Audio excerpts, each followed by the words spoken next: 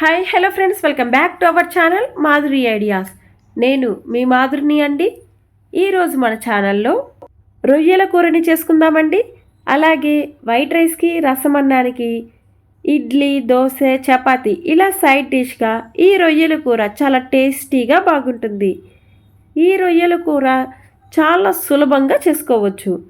ఇప్పుడు ఈ రెసిపీకి కావాల్సిన పదార్థాలు అలాగే తయారు చేసే విధానం చూద్దాం.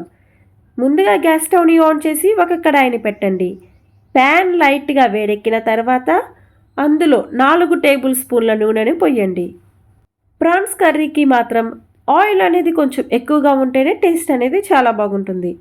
ఇలా నూనె కాగిన తర్వాత ఇందులో చిన్న పీసెస్గా కట్ చేసుకున్న 1 ఇంచ్ దాల్చిన చెక్కని వేసుకోవాలి. 4 లవంగాలని వేసి లైట్ రోస్ట్ అయిన తర్వాత 3 కప్పుల సన్నగా చిన్న చిన్న ముక్కలుగా కట్ చేసిన ఉల్లిపాయల్ని వేసుకోవాలి. దాని తర్వాత 2 రెబ్బల కరివేపాకుని వేసుకోవాలి. పచ్చిమిర్చి 2 మధ్యలో సగభాగానికి కట్ చేసి వేసుకోవాలి. అలాగే ఉల్లిపాయ త్వరగా మగ్గించుకోవడానికి 1 టేబుల్ స్పూన్ ఉప్పుని వేసి గెరటితో బాగా కలుపుకొని గ్యాస్ స్టవ్ని మీడియం ఫ్లేమ్లోనే పెట్టి 8 నుండి 10 నిమిషాల వరకు కడాయి పైన మూత పెట్టి మగ్గించుకోవాలి.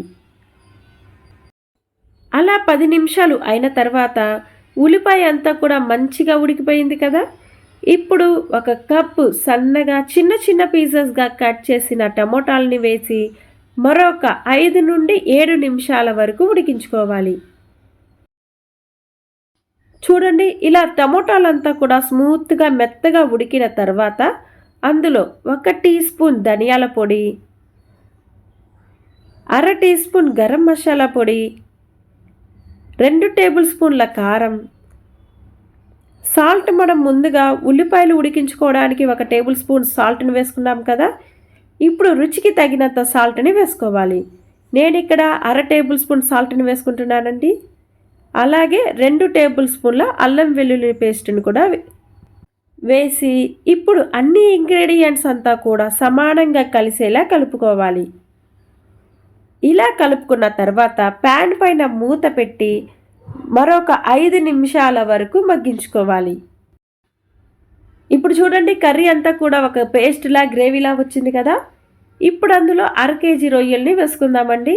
ఈ రొయ్యల్ని ఫస్ట్ కొంచెం పసుపు, కొద్దిగా గల్లుప్పు, అలాగే నిమ్మరసం వేసి బాగా కలిసేలా కలుపుకొని నీసు వాసన అంతా పోయేంత వరకు మంచినీళ్ళలో 2-3 సార్లు బాగా కడగండి.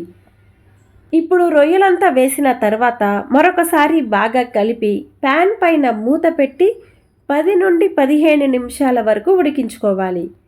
అలాగే కూరని మధ్య మధ్యలో కలుపుకుంటూ ఉడికించుకోవాలి. ఈ కర్రీలో మీరు వాటర్ అనేది పోయనక్కర్లేదండి, ఎందుకంటే రొయ్యల్లోనే వాటర్ అనేది వస్తుంది. ఆవిరితోనే ఉడికించుకుంటే సరిపోతుంది. చూడండి, 15 నిమిషాలు అయిన తర్వాత రొయ్యలు అనేది మనకి మంచిగా ఉడికిపోయింది కదా. ఇప్పుడు లాస్ట్ అండ్ ఫైనల్గా 2 రెబ్బల కరివేపాకు, అలాగే సన్నగా తరిగిన కొత్తిమీరను కూడా వేసి మరొకసారి బాగా కలిపి ఒక 2 నిమిషాల వరకు ఉడికించుకొని దాని తర్వాత గ్యాస్ స్టవ్ని ఆఫ్ చేసేయండి. ఇప్పుడు వీటిని ఒక సర్వింగ్ బౌల్లోనికి తీసుకోవడమే. అంతేనండి, చాలా చాలా టేస్టీగా స్పైసీగా తినాలనిపించే రొయ్యల కర్రీ రెడీ. ఈ రెసిపీ మీకు నచ్చిందా? అయితే మీరు కూడా మీ ఇంట్లో ట్రై చేసి మీకు ఎలా వచ్చిందో కామెంట్ సెక్షన్లో తెలపండి. ఈ వీడియో కనుక మీకు నచ్చినట్లయితే లైక్ చేయండి, మీ స్నేహితులకి మరియు బంధువులకి షేర్ చేయండి. అలాగే మన ఛానల్ని మొదటిసారిగా చూస్తున్నవారు సబ్స్క్రైబ్ చేసి పక్కనున్న బెల్ బటన్ని ప్రెస్ చేయండి. మళ్ళీ మరొక మంచి రెసిపీతో కలుసుకుందాం. అంతవరకు సెలవు, బాయ్ బాయ్.